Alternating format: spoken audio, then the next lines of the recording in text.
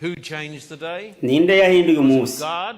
Yoba ari Imana? Oya. Was it Jesus? People say Jesus. Yoba ari Yesu? Bavuga ngo ni Yesu. Abanamba? Well, it must have been. Abandi bavuga bati birashoboka ni mu gihe cy'intumwa, ariko nta byabaye. Bibiliya uko imbwira nawe mwene data, ibi ni ibintu bigaragara nk'iryo zuru rya mu maso hawe. Iyo ngiye muri ubu buvugishwa buhambaye, umuntu wese yemeranya nanjye mvuze iby'ubuntu, ukwizera, ibikorwa. Ariko iyo ngiye mu bijyanye n'ibihe n'ibyagezwe, umuntu wese asuhuza umutima ati sinzumva na gato. Antikristo niwe yahinduye umunsi. Mugenzi wanjye ari ngaho uyu munsi havaza atubwire bimwe byavuye mu burongozi bw'ishengero rya Katolika ryera nk'uko biyita ubwawe. Humviriza ibi ni ibinyoma kuko ntabwo ibyanditswe bishingira intahe. Nguyu rero uwundi murongozi w'ishengero rya Roman Katolika atubwire.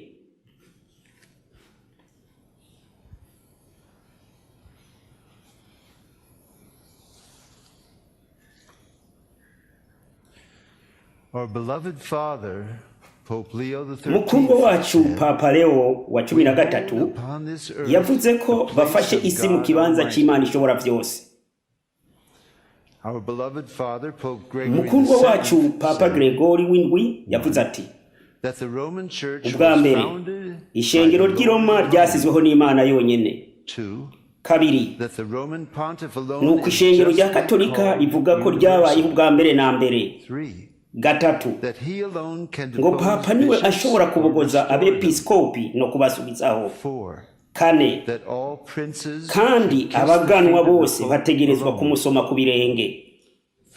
Gatanu, kandi ngo aremerewe n'amategeko kubogoza abami b'amareta y'isi. Gatandatu, ijambo ryiwe nta n'umwe ashobora kurihindura, kandi niwe gusa asubiramwo ingingo abandi bafashe. Indwi, nta n'umwe ashobora kumucira urubanza. Umunani, iri shengero rya Roma Katolika ntiryigera ryihenda kandi ntirizigera ryihenda nk'uko ivyanditse bibivuga.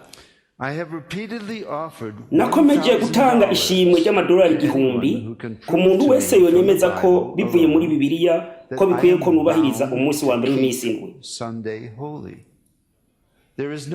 Nta tegeko na rimwe muri Bibiliya ni cyagezwe cy'ishengero rya Katolika tagatifu. Bibiliya ivuga iti mwibuke kuziriza umunsi wera w'isabato. Ishengero rya Katolika naryo riti habanamba kubwo ubushobozi bwanje bweranda nahinduye umunsi w'isabato hanyuma mbategeka ko mwubahiriza. Nuko rero isi yose ica yubahiriza iryo tegeko ryashyizweho n'ishengero rya Katolika.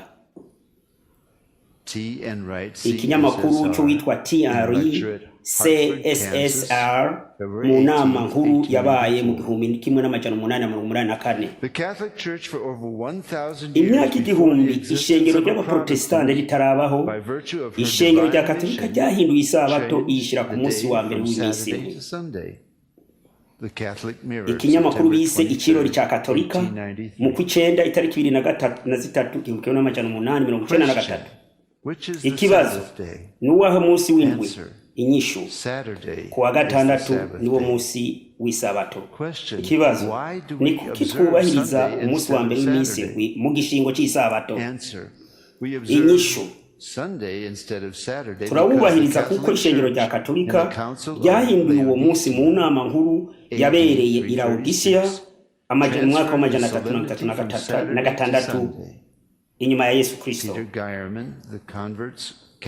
Ikinyamakuru cy'uwitwa Peter Garment mu gitabo cy'inyigisho za Katolika inyandiko ya kabiri mu 1910. Ikibazo, hari ubundi buryo bwo kwemeza ko ishengero rifise ububasha bwo guhindura iminsi n'ivyagezwe? inyishu iyo ritagira ubwo bushobozi ntiryari kubikora aho amashengero yose yemerana nabo ntabwo ryoshobora kujyana isabato ku munsi wa mbere w'iminsi indwi kuko nta byanditswe bibivuga.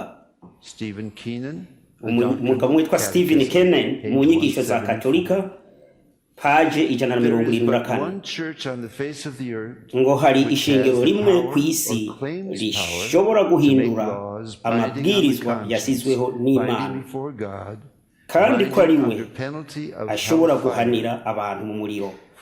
Akarorero ugushinga umunsi wa mbere w'iminsi indwi. Hari ayandi mashengero yoba yubahiriza umunsi wa mbere w'iminsi indwi wo kwishurwa n'ibwirizwa rya gatatu kuko papa yahinduye ibwirizwa rya kane aryita irya gatatu rivuga riti wibuke kuziririza umunsi w'isabato wera. Umunsi wa mbere w'iminsi indwi ari we Sunday ntabwo ari isabato. N'umunyeshuri wo mu ishure ry'intango arazi ibyo ko Sunday ari umunsi wa mbere w'indwi. Nakomeje gutanga $1,000 ku muntu wese yonyemeza ko Bibiliya ishobora kuvuga ko twokubahiriza umunsi wa mbere w'iminsi indwi. Nta n'umwe yahamagaye kugira ngo atore ayo mahera. N'ishengero rya Roman Katolika ryahinduye isabato ishira ku wa mbere w'iminsi indwi. Ikinyamakuru cyitwa TNR CSSR cyanditse mu 1893.